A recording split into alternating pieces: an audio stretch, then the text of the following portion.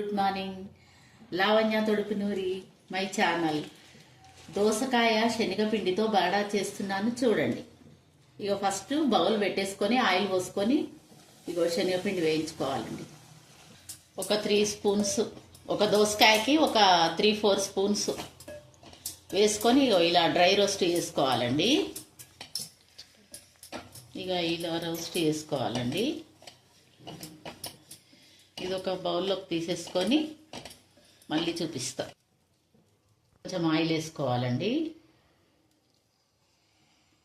కొంచెం ఆయిల్ వేసుకొని పోపు దినుసులు వేసేసి మినప్పప్పు, ఆవాలు, జీరా, తర్వాత ఆనియన్స్, తర్వాత అల్లం వెల్లుల్లి, కరివేపాకు, కొంచెం పసుపు ఫ్రై చేసుకోవాలి. తర్వాత దోసకాయ ముక్కలు, ఒక దోసకాయ తీసుకున్నానండి. కొంచెం సాల్ట్,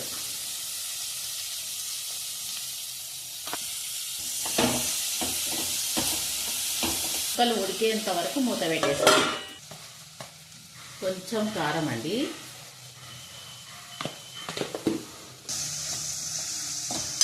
ఈ శనగపిండి వేసేసుకొని కొంచెం ఉడుకుతుందండి.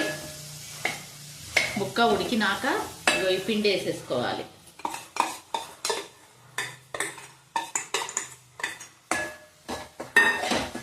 మంచి కలుపుకోవాలి.